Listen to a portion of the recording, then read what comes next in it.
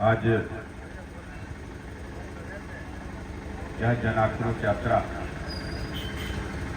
में मंच पर हमारे साथ उपस्थित जिले के अध्यक्ष श्री वीर सिंह भदौरिया जी, पूर्व अध्यक्ष और लोकसभा के संयोजक श्री नरेंद्र राजपूत जी,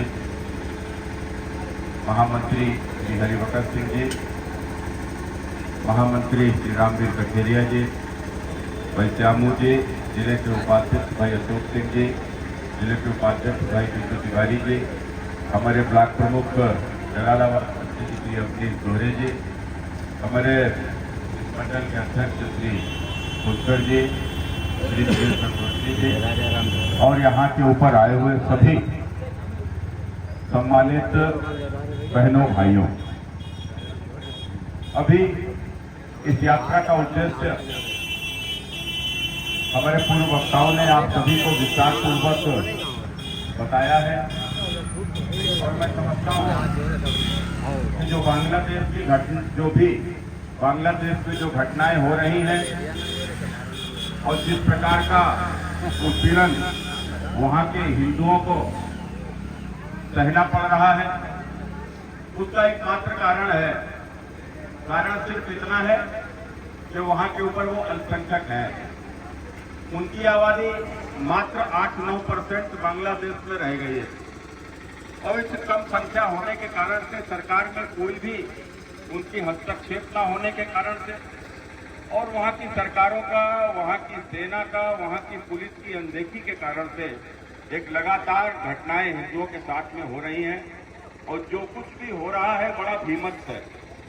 हम लोग, मुझे लगता है आज तो चूंकि सोशल मीडिया का युग है और विजुअल के माध्यम से हम सभी लोग इन चीजों को देखते हैं। हम लोग मोबाइल पर देख रहे होंगे, आपने देखा है, टीवी के ऊपर देखा होगा किस प्रकार से हिंदुओं का वहाँ के ऊपर उत्पीड़न हुआ है।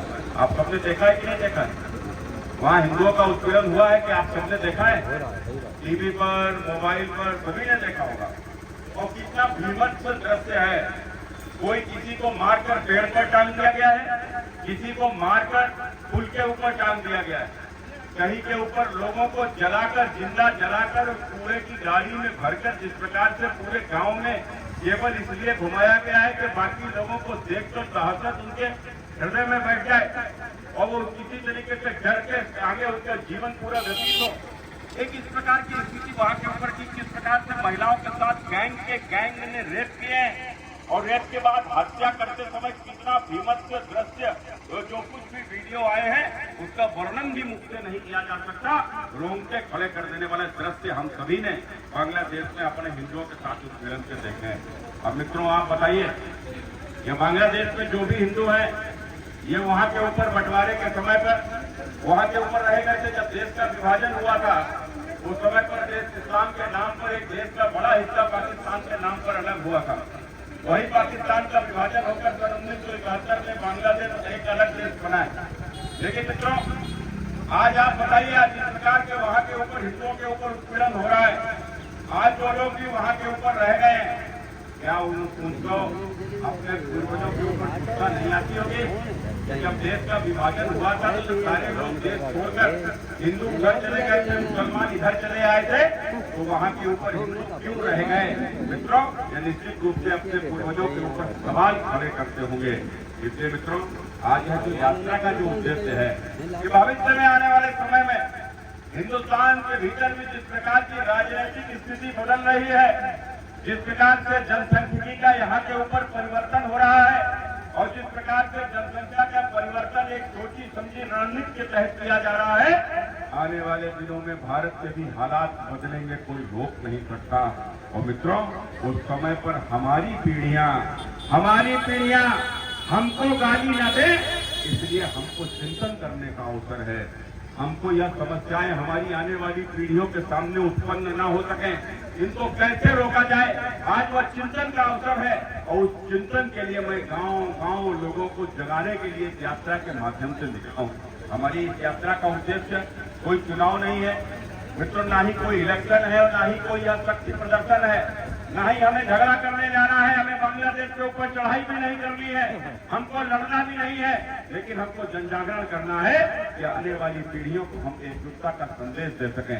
इसलिए मित्रों, आज आप सबके बीच में आया हूँ और आप सबको यह अपील करने के लिए आया हूँ कि जिस प्रकार से आप सबने देखा होगा, यदि आज जो कुछ भी आज बांग्लादेश में हो रहा है, उसके लिए हमको विभाजन को दोषी मानना चाहिए। क्योंकि मित्रों, यदि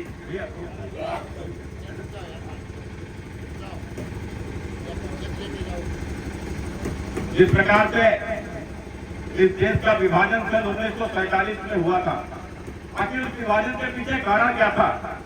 उस विभाजन के पीछे कारण कोई इस्लाम नहीं था, उस विभाजन के पीछे कारण कोई मुसलमान भी नहीं था, उस विभाजन के पीछे कारण कोई मोहम्मद अली जिन्ना भी नहीं था। उस विभाजन के पीछे यदि कोई कारण था तो हमारे आपस के दिलों का विभाजन कारण था, हम भारतवासियों के आपस का विभाजन कारण था। क्योंकि मित्रों, 1931 से देश के भीतर जनगणना कराई गई, अंग्रेजों की सरकार थी, जाति जनगणना का आदेश हुआ, इस देश में जाति जनगणना हुई। जाति जनगणना के बाद तमाम जातियों के नेता छत्र खड़े हो गए, जातियों से झगड़े कराए गए और एक दूसरे के जातियों के झगड़ों के कारण से जातियों में इतनी खाई पनप गई कि मित्रों, उस समय पर मुस्लिम लीग को अवसर मिल गया और मुस्लिम लीग ने इस देश में विभाजन की नींव रखी और 1947 आते आते भारत का विभाजन हो गया। इसलिए मित्रों, भारत का विभाजन का कारण ही था कि उस समय के ऊपर जिस प्रकार से इस देश में जब पाकिस्तान बना था तो उस समय पर पाकिस्तान में 23% अल्पसंख्यक थे और वो 23% अल्पसंख्यक जिसमें वहाँ के हिंदू, सिख, बौद्ध, जैन, पारसी, ईसाई आदि लोग आते थे और हिंदुओं में भी सर्वाधिक यदि संख्या किसी की वहाँ के ऊपर थी तो सर्वाधिक संख्या अनुसूचित जाति जनजाति के लोगों की थी और वह संख्या केवल इसलिए थी कि उस समय के ऊपर भी आपको ध्यान होगा कि जिस प्रकार से आज नीम और भीम की बात होती है, दलित मुस्लिम गठजोड़ की बात होती है, उसी समय पर 1947 से पहले इस देश में दलित मुस्लिम गठजोड़ की बात करने वाले उस समय के नेता जोगेंद्र नाथ मंडल हुआ करते थे। वह जोगेंद्र नाथ मंडल दलितों के बड़े नेता थे, वो बाबा साहब भीमराव अम्बेडकर से भी बड़े नेता थे, लेकिन वो जिन्ना के अनुयायी थे और जिन्ना के साथ एक अलग देश बनाकर उनके साथ में रहना चाहते थे और अपने साथ अनुसूचित जाति जनजाति के लोगों को वहां पर लेकर जाना चाहते थे। बाबा साहब ने उनको रोकने का प्रयास किया। बाबा साहब ने उनसे कहा कि मंडल जी, हमारी उनकी संस्कृति मेल नहीं खाती है, हम लोग मूर्ति की पूजा करने वाले लोग हैं, वह लोग मूर्ति का विध्वंस करने वाले लोग हैं, हम लोग गौ माता की पूजा करने वाले लोग हैं, वो गौ माता को काट कर खाने वाले लोग हैं, हमारी उनकी संस्कृति भेंट नहीं खाती, हम उनके साथ रह ही नहीं सकते, इसलिए मंडल जी आपको वहां नहीं जाना चाहिए।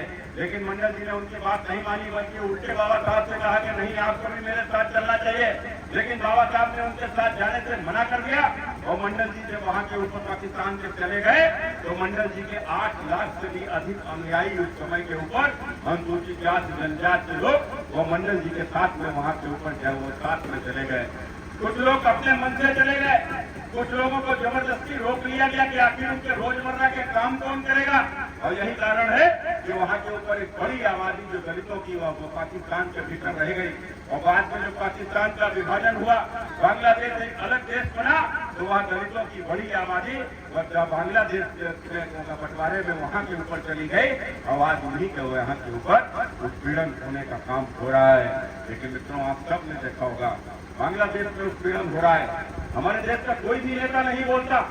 हमारे देश में आपने देखा होगा ये तमाम सारे मुस्लिमों की राजनीति करने वाले लोग जो हिंदुओं को बांटने का प्रयास करते हैं और कभी कभी जातियों के नाम पर एक दूसरों को लड़ाने की बात करते हैं, लेकिन वह मित्रों एक ने भी आवाज उठाने का काम नहीं किया, इसलिए कि हिंदुस्तान में मुसलमान वोट हमसे नाराज ना हो जाए।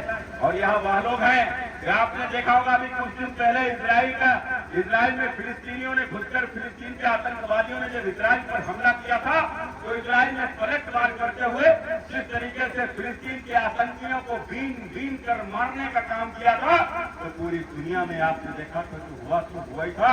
लेकिन हिंदुस्तान में यह चाहे कांग्रेस हो यहाँ भी फिलिस्तीन के आतंकियों को मरने पर यह रो रही थी, यह समाजवादी पार्टी भी उसका विरोध कर रही थी, ये तमाम राजनीतिक दल बोल रहे थे, लेकिन आज बांग्लादेश में भी हमारे हिंदू मारे जा रहे हैं, आपने किसी के मुंह से आवाज नहीं सुनी। इसलिए मित्रों, हमारा भविष्य सोच लेकर यह लोग जाना चाहते हैं। मैं बड़ी जिम्मेदारी से बात कह रहा हूँ।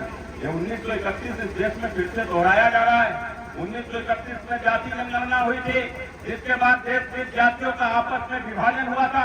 आज फिर आपने देखो राहुल गांधी के जैसे नेता वह सदन में जाति जनगणना की बात करते हैं। मित्रों, आप बताइए इस जाति जनगणना से क्या हासिल हो जाएगा? अरे हमारी जाति 1% है, ज्यादा से ज्यादा 1.5% निकलेगी।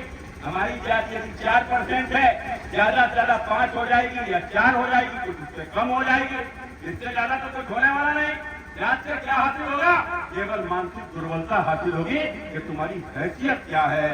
यदि तुम्हारी जात का 1% संख्या है, लेकिन सामने वाली की तो 20% की संख्या है, और यही कारण है हम जातियों में बच जाओगे और 20% के साथ में कुछ जातियों को खोल कर खड़ा कर लोगे और इस देश की सत्ता हासिल कर लोगे। और इस देश में यदि सत्ता हासिल हो गई तो मित्रों, हालात पाकिस्तान के जैसे होंगे, हालात बांग्लादेश के जैसे होंगे। और यही कारण है मित्रों, इसी उद्देश्य के साथ में लोग काम कर रहे हैं, जिससे मैं आप सबसे अपील करके ये बात कहने आया हूँ। तो मित्रों, अगर इस चीज को रोका जा सकता है तो इसको रोका जा सकता है हमारी आपस की एकजुटता से। आपने देखा होगा जब बांग्लादेशियों को मारा गया तो आखिरी में एक दिन आ गया कि सारे बांग्लादेशी सड़कों के ऊपर निकल आए। 10 लाख से भी अधिक बांग्लादेशी हिंदू वहां के ऊपर इकट्ठे हो गए और मित्रों पूरी दुनिया में उनकी आवाज गूंजने लगी। इसलिए वो हालात हमारे बीच में पनपे ना, इसलिए मैं आप सबसे अपील करने आया हूँ। आप सबके माध्यम से और खासकर अपनी युवा पीढ़ी से मैं इस बात को जरूर कहूंगा, क्योंकि मित्रों आने वाले 20-25 साल बाद हो सकता है हम लोग उस समय के ऊपर नहीं होंगे भी तो बहुत सुशील होंगे, कुछ करने के हालात में नहीं होंगे। लेकिन आज की जो हमारी युवा पीढ़ी है, आज जो हमारे बच्चे हैं, इनका भविष्य भारत के भीतर आने वाले समय में इनके भविष्य को संकट न आने पावे, इसलिए भी कुछ इनको देकर जाना चाहते हो तो इनको आपस की एकजुटता का संदेश देकर जाओ। हो सकता है हमारे आपस में कुछ मतभेद होंगे, हो सकता है हमारी जाति का जाति में कोई मतभेद रहा होगा, पड़ोस का पड़ोस में कोई मतभेद रहा होगा, लेकिन उसकी सजा हमारे बच्चों को न मिले। आने वाले समय पर वो अगर एकजुट रहेंगे तो इस संकट का सामना कर सकेंगे। इसलिए मैं यही अपील करते हुए इस यात्रा का बस एक ही उद्देश्य है, मैं आप सबको आईना दिखाने के लिए आया हूँ। और यह बांग्लादेश की घटना के बाद भी यदि आपको आईने में यदि अपना चेहरा नहीं दिखाई पड़ रहा है तो फिर ये आपकी आंखों का दोष है या आपकी आंखों का दोष है। इसलिए मैं आप सबसे यही अपील करते हुए मित्रों, बांग्लादेश के जैसे हालात हमारे हिंदुस्तान के भीतर उत्पन्न न हो, अपने बच्चों को एकजुटता का संदेश देना, जाति से ऊपर उठकर यदि हिंदू बनकर रहोगे तो ही इस देश की सुरक्षा की गारंटी है, तो ही इस देश में हमारी संस्कृति की रक्षा की गारंटी है। यही बात कहते हुए अपनी बात को समाप्त करता हूँ। बहुत बहुत धन्यवाद। नमस्कार। जय श्री राम।